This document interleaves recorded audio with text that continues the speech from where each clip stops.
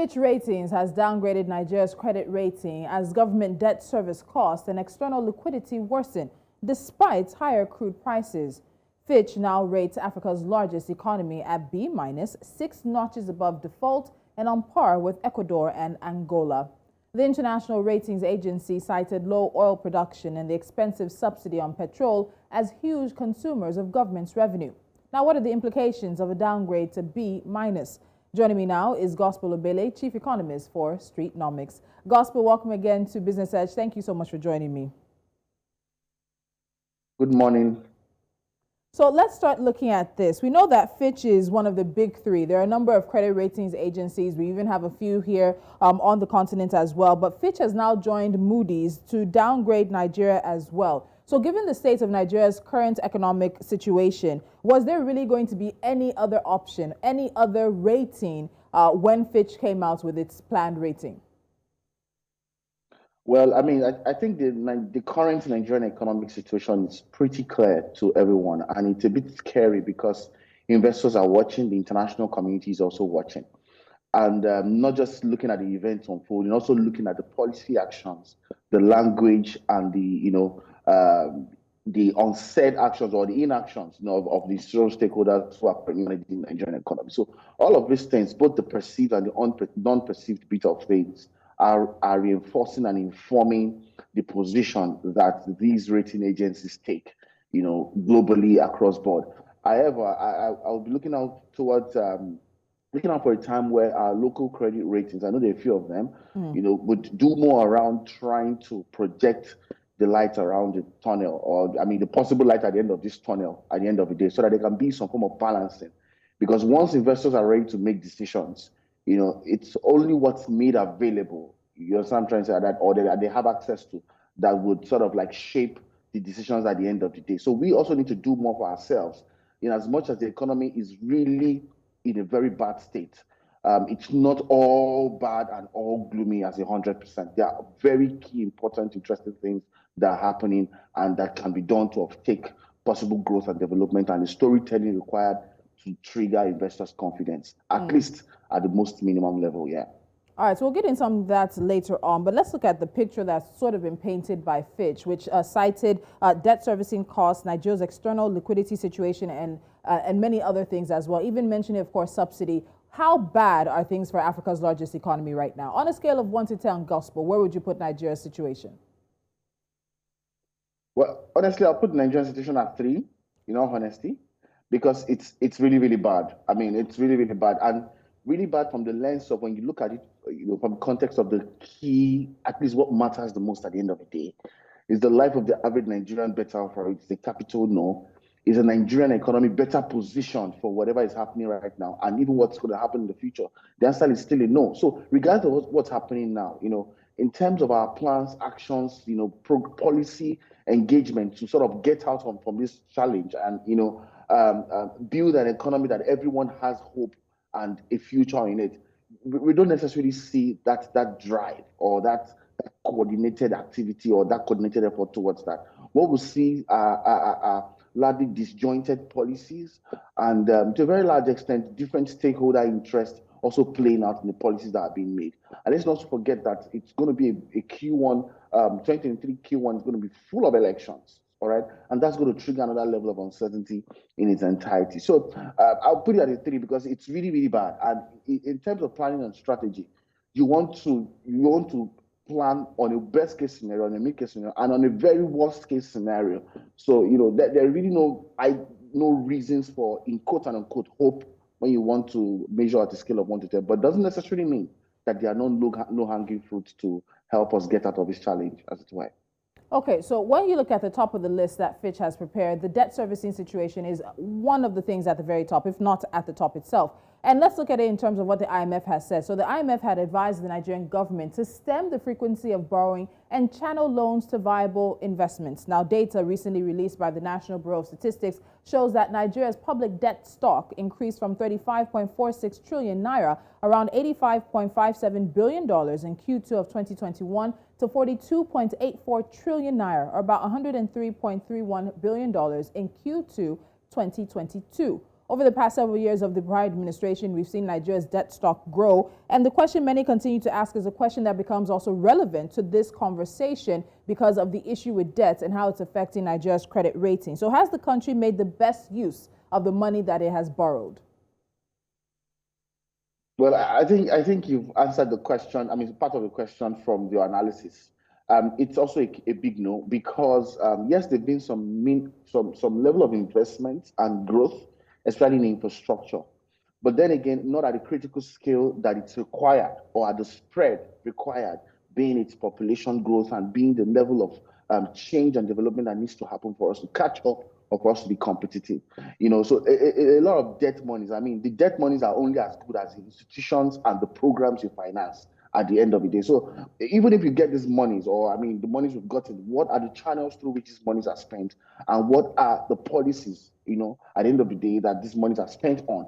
So these are the very big questions. I will see over time that the channels and the policies haven't been really, really geared towards productivity. There's so much leakage within the institutions in terms of public spending. There's also a lot of poorly designed and incoherent policies targeted at either the wrong things or the items that are little or less priority to the economy or the average Nigerian right now. So debt is not necessarily a bad thing because even the biggest economies in the world have the highest, even bigger debt portfolios. Even bigger debt to GDP shares and portfolio. But realize that where that debt is targeted and how that money is being spent, and how these sectors are being prioritized in terms of investment and returns are equally as, if not more important than the monies you're borrowing itself. And then managing the dynamics around international communities and their interest to borrow you money. Because as the world changes and the world becomes complex, everybody comes to the table with some more interest than they've ever done before because they are now, I mean, the stakes are really high right now. So Nigeria needs to do more around really delivering for its economy and so that it can have the edge to manage the interest and the dynamics of international borrowing and the likes here. It's interesting you make this sort of juxtaposition between how our African debt or Nigeria's debt is perceived and that of Western countries. We know that the U.S. debt right now is in the trillions and trillions, maybe entering into the gazillions itself, but it's not seen in the same light. So let's look at that because Fitch has also forecast Nigeria's GG debt to increase to 34% of the GDP by the end of 2022. But Nigeria's debt stock is still very low compared with the forecast for 2022 of B median of 57.6% of the GDP. Doesn't this sort of give us an idea that maybe Nigeria's debt profile is still within a healthy threshold? We shouldn't be so concerned, possibly? What do you think? No, we should be concerned because, this conversation of debt has a ripple effect on the economy. We should be concerned because the debt monies are not prioritized where they should be or where they will yield the highest inclusive driven or cluster driven productivity for the average Nigerian, or the highest investments that would trigger the necessary competitiveness positioning for the economy. So it's not only about, I mean, it's okay to quote numbers. I try to do less of that in interviews because I want non-technical people to be able to connect with what I'm saying. It's okay to quote numbers and quote the GG figures, debt to GDP ratios and all that. But the truth is this. These at the core, all right, these investments are not targeted to where they should be targeted to. And that's where the concern really is. So even if, we may not have hit the threshold and we shouldn't be too concerned or too worried about that, it's just a matter of time. Now that you've not even hit the threshold, you don't also still have anything to show for it. So do you need to hit the threshold before it becomes a conversation? That's why it should be a big no. So we should be able to hold ourselves accountable. And we know how vulnerable the Nigerian economy is. When one thing is poorly done, we can see how it permeates into everything else. Look at how much share of the 2023 budget proposal is being, how much revenue share, are currently going to debt servicing. Look at how the Nigerian revenue block is really being crippled by poor oil sector economics and also poor non-oil sector economics as well. So if you put all these things together, you realize that this, in quote, poor use of debt has permeated deeply into the Nigerian economy across different levels. There are now new stakeholders' interests coming on, but because the lenders now have a stronger positioning on the negotiation table, that's a softer indicator, a metric nobody has come up with. What's the impact of long-standing debt portfolio, increasing debt portfolio on the negotiation of future debts and all of that? So we are in a fix. And it's really going to get worse if we do not begin to focus on what's important. If we begin to focus on what's important, nobody will really care about the thresholds anymore, because the United States has a higher threshold. The Japanese economy has a higher threshold, way higher threshold. In fact, even our budget size is one quarter of the size or the brand value of Apple, as a whole. And you can really try to phantom that to say that we are not even very close to where we should be in terms of even public spending to start with. Okay, so let me ask this question. As you said, you like breaking down the numbers, non-technical speak at the end of the day. So this downgrade lands Nigeria at B minus, pushing us a bit deeper into the junk status. It's 6 steps right above default. We're online or in the same place as Angola and Ecuador. What are the real life ramifications? What does that really mean in real terms for the Nigerian economy, or even for Nigeria's ability to go to the capital markets as well, which is where we've been going? That it's almost like a chicken and egg, a circular sort of situation where we go and we find ourselves in trouble, we come back, we go. What is it, gospel? Yes, I mean, with all due respect, it's just like when we talked about the World Bank releasing the Ease of Doing Business Index and their concerns about the Nigerian ratings. Also, on the context when the economists released I think the World Happiness Index or something like that, I can't remember, or the safest economies on the earth, and Nigeria was very low, at the level of Syria and Yemen, and the argument was terrorism, and the cities on the studied in that the economist report was Lagos, and all of that. So the truth is that if you're not telling your story, somebody else will tell that story for you. I do not think that the Nigerian economy has been so bad to be reduced on a comparative level with Angola and Ecuador. And that's why when I started this conversation, I mentioned the fact that we do not have, well, we do have, but that's not a targeted institutional effort in terms of telling our own stories, coming up with our own ratings, and validating, through the power of media and communications, where these ratings put us and what the positives are, and sort of like putting the counter argument for us. So yes, the economy is really, really in a severe state, but I'm trying to say not as so bad as in comparative conversations with Ecuador or Angola. There are still very interesting things that are happening. The human capital is a big conversation. The non-oil sector is growing. The service sector is growing. There are just little things that need to be done to correct the focus and dynamics of this sector to yield for us as a people and as a nation. So I feel strongly that, any investor seeking to really take Nigeria seriously has to look at it from 2 different angles: what the international media or platforms or research organizations are saying, and what the local institutions are saying, even if we are bad at the storytelling and communications bit of things. Yeah.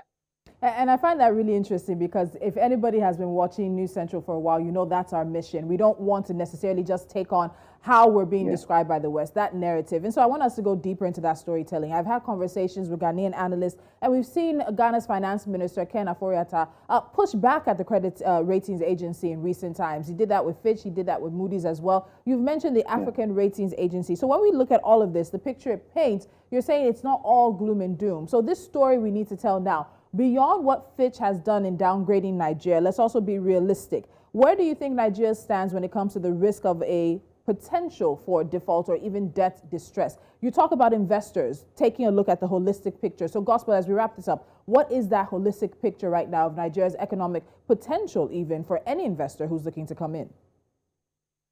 Thank you very much, Tolu. The risk is very, very, very certain and very obvious, meaning that we stand a very high risk level of default, and that's very worrisome. It's something a lot of analysts agree on. But however, we are not left without options. Like I mentioned earlier on, we still have a wide pool. If you look at the Fitch ratings, all right, the drivers and the metrics that were used, they're all centered on the oil sector. And to a very large extent, it's quite true, because that's also been the language and policy drive and focus or arguments, by the fiscal and even monetary institution leadership, as it were. What I'm trying to say is that we've done more on the non-oil bit than we've done on the oil sector. The oil sector, non-oil bit raised almost 1.1 million naira in terms of revenue share, to the whole revenue pack in the first half of 2022. And that's a very big win. Close to 60% of the Nigerian economy is currently run on services. That's also a very big pool. The UK thrives on services as well. All right. It's just that we've not been able to organize. So the reason why I'm trying to put in a very good context. The only way out of this thing is for us to begin to focus on what's already working that we've ignored for a very long time, and how we can position that as a relief, from having to get into that default phase to start with.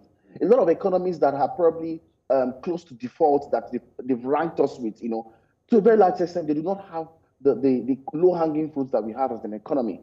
So it's just a question of targeting our approach, our energy, our policies, our structural reforms to places and institutions that are working, all right? And how do we make them work in the context of increased revenue share and, of course, maximizing? We have a huge Nigerians and diaspora community. There's a lot more that can be done with foreign remittances. More fintechs are moving into migration finance and all that. Those economics need to be further organized, to improve the revenue positioning of the Nigerian economy. We have what it takes not to get to a default level. But with the poor leadership we have right now, it's a possibility.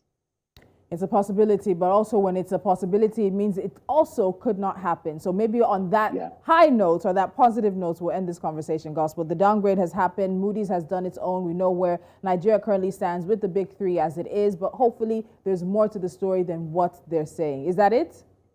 Yes, definitely. All right, Gospel. Thank you so much for having me. Always a pleasure to have you. Thank you so much. And it's a conversation that will continue. There are African credit rating agencies, but they just don't have the attention and they don't have sometimes the reach. We've spoken to a few, but at the end of the day, the big three, Fitch, Moody's, and S&P Global, continue to dominate the conversation. Now, Fitch has downgraded Nigeria to B-, which drives Africa's largest economy deeper into junk status. It puts us 6 steps above default. That risk is high, but there is potential for Nigeria, particularly through its non-oil revenue sector, to pull back from the brink. Can the decisions and the policies save Africa's largest economy? It's only time that will tell. What the time is telling us now is that we have international business headlines coming up for you right here. Stick around.